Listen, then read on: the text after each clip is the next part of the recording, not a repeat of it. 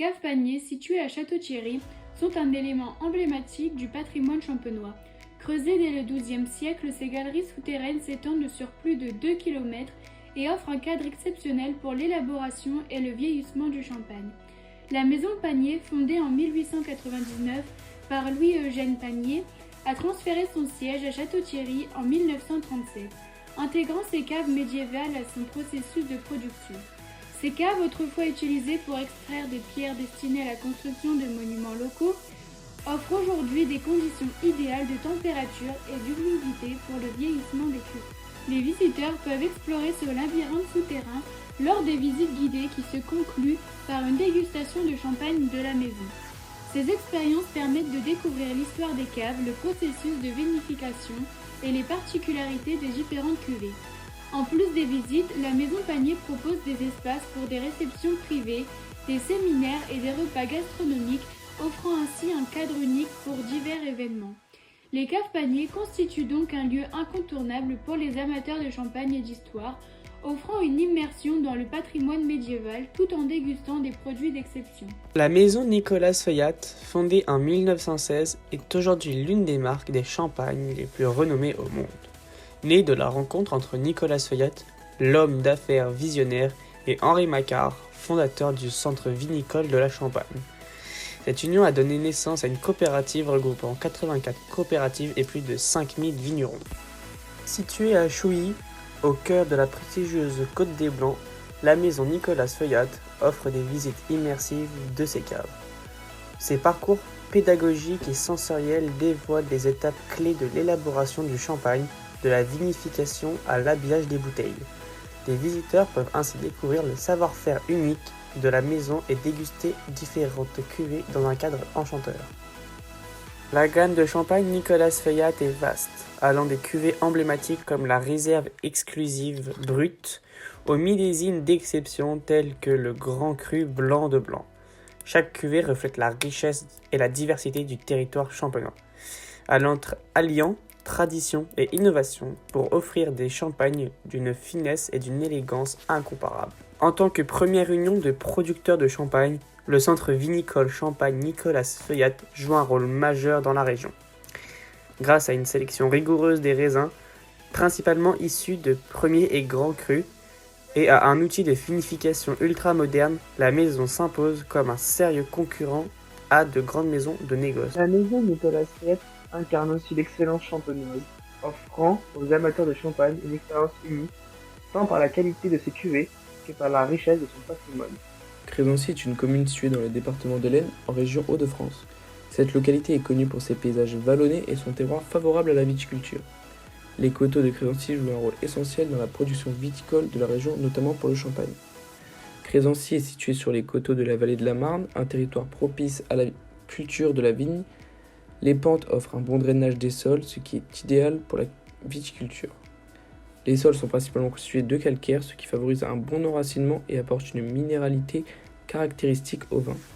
Les principales variétés de raisins cultivés sont le pinot noir, le pinot meunier et le chardonnay, qui sont les 3 cépages emblématiques du champagne. Les vignobles de Crézancy font partie de l'appellation Champagne, garantissant une production réglementée et de qualité. La viticulture représente un secteur essentiel pour l'économie locale, générant des emplois et favorisant le tourisme. Conclusion. Les coteaux et les vignes de Crézancy sont un atout précieux pour la région, tant sur le plan agricole qu'économique. Leur situation géographique, la qualité du terroir et le savoir-faire des vignerons permettent la production de vins d'exception, notamment du champagne. Ce patrimoine viticole contribue à l'identité et au dynamisme de Crézancy, perpétuant une tradition qui fait la fierté de la région. La tonnellerie de Champagne-Ardenne, située à Corroy-les-Hermonville, près de Reims, est une entreprise artisanale fondée en 1998 par Jérôme Villard et son associé Denis Saint-Aromain, spécialisée dans la fabrication de fûts en chêne destinés à l'élevage du vin. Cette tonnellerie perpétue un savoir-faire ancestral tout en intégrant des pratiques modernes et durables. Le processus de fabrication débute par la sélection rigoureuse de chênes âgés d'au moins 120 ans, provenant majoritairement de forêts locales telles que l'Argonne et la montagne de Reims. Après la fonte des grumes, les mérins obtenus subissent un séchage naturel à l'air libre pendant 3 à 4 ans, permettant d'éliminer l'amertume et d'affiner les arômes du bois. Les étapes suivantes incluent la transformation des mérins en douelles, le montage du fût, le cintrage par chômage, la chauffe spécifique pour développer les arômes, l'assemblage des fonds, le cerclage et enfin la finition par ponçage.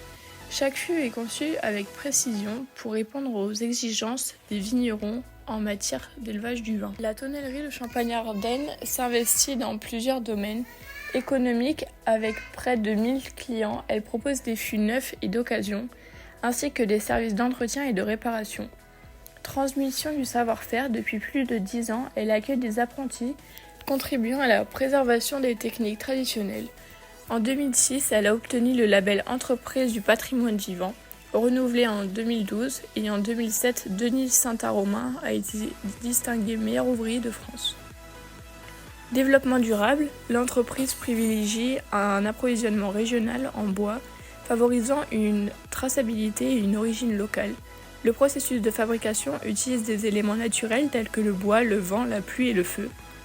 Touristique, elle organise des visites pour les professionnels du vin et les touristes, offrant une immersion dans l'art de la tonnellerie. Le phare de Verzenay est un édifice situé au cœur du vignoble champenois, dans la commune de Verzenay, département de la Marne.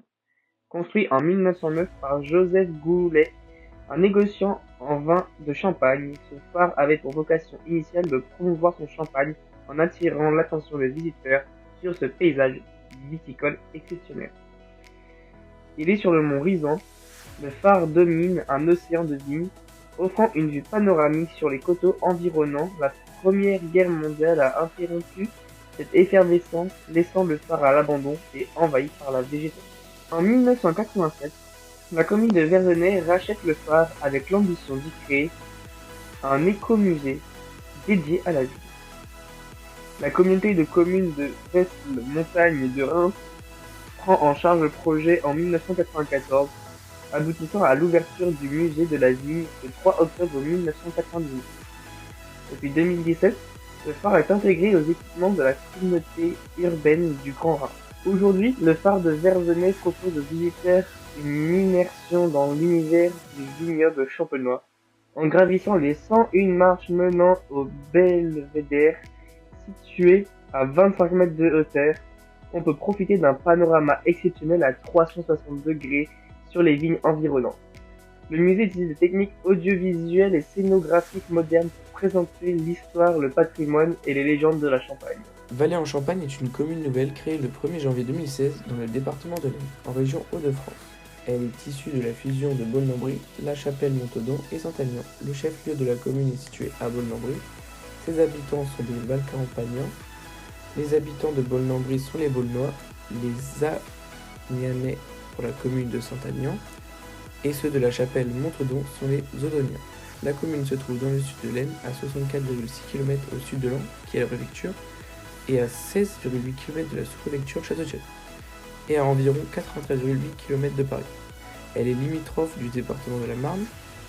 Le territoire de la vallée en Champagne s'étend sur 41 km². Il se compose de reliefs vallonnés, de forêts et de vignes. Situé sur la route touristique du Champagne, plusieurs cours d'eau le traversent, notamment le Surmelin à Baulne-en-Brie, le rue de Saint-Aignan, la Verdonnelle à Montigny-les-Condés et le rue de Bannefroid à la Chapelle-Montaudan. C'est un pays d'eau, avec de nombreuses sources naturelles. Les villages de la commune ont été marqués par les deux guerres mondiales.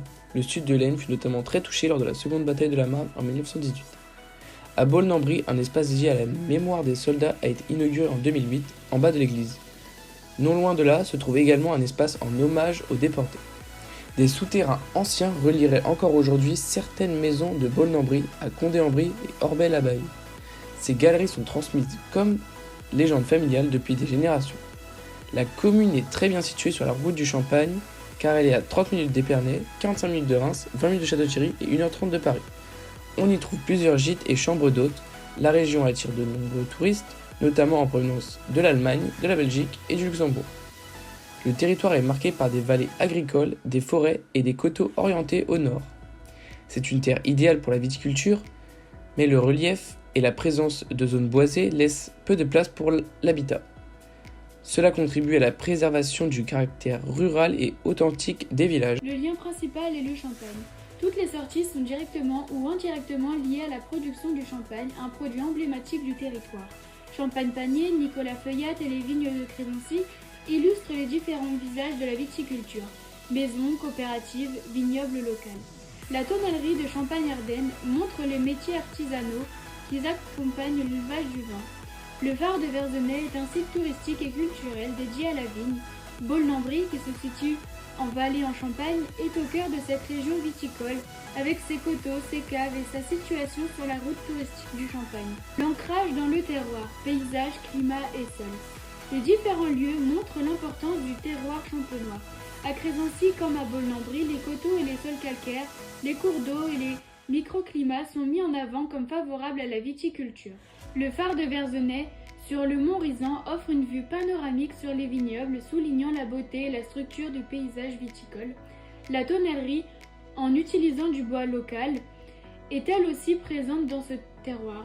Le patrimoine et l'histoire. Beaucoup de lieux visités mêlent histoire et Champagne.